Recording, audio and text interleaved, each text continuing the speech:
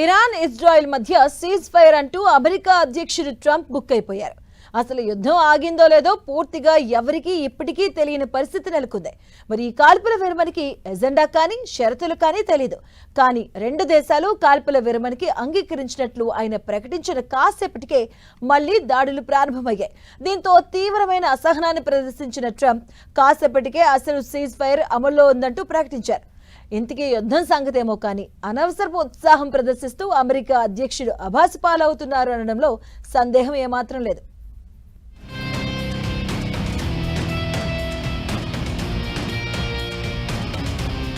Cease fire breakup.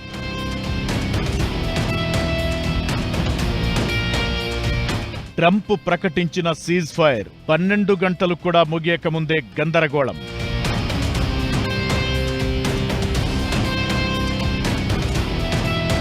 ప్రపంచానికి శుభాకాంక్షలు, congratulations to the world.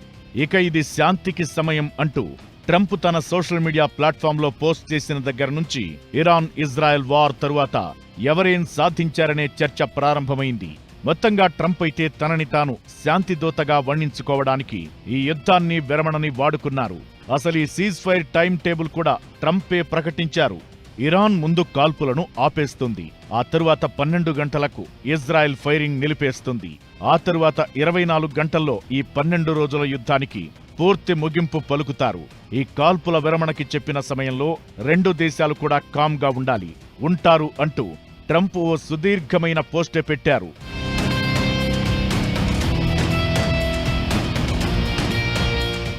నిజం చెప్పాలంటే ఇజ్రాయెల్ ఇరాన్పై యుద్ధానికి దిగడానికి అసలు కారణమే ట్రంప్ అంటారు. ఇరాన్ మెడపై కత్తిపెట్టి న్యూక్ డీల్ కుదుర్చుకోవాలని హూంకరించారు. దానికి ఆ దేశం ఒప్పుకోకపోవడంతో ఇక యుద్ధమేనంటూ ఆయనే స్వయంగా సైరన్ ఊదారు. డీల్ కుదుర్చుకోకపోతే చస్తారంటూ కూడా అమెరికా ప్రకటించగానే ఇజ్రాయెల్ ఇరాన్పై విరుచుకుపడింది.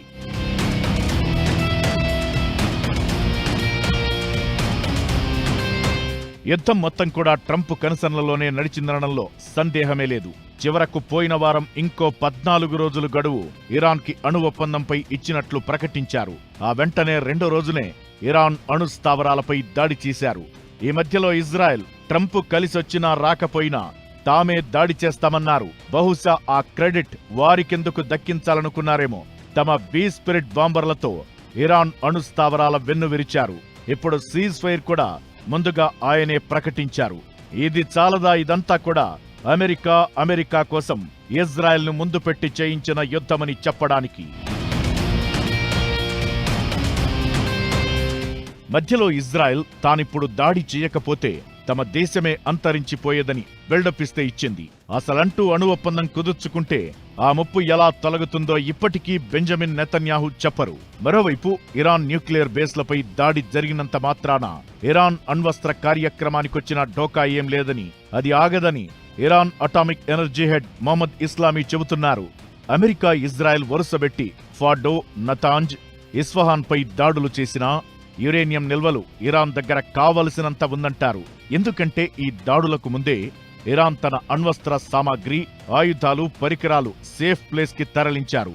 మరి ఇజ్రాయెల్ అమెరికా లక్ష్యం నెరవేరిందెక్కడ? అయితే ఇరాన్, ఖతార్, యుఏఈలోని అమెరికా బేస్లపై చేసిన దాడికి మాత్రం ట్రంప్ స్పందన ఎక్కువ మందిని ఆకట్టుకుంది.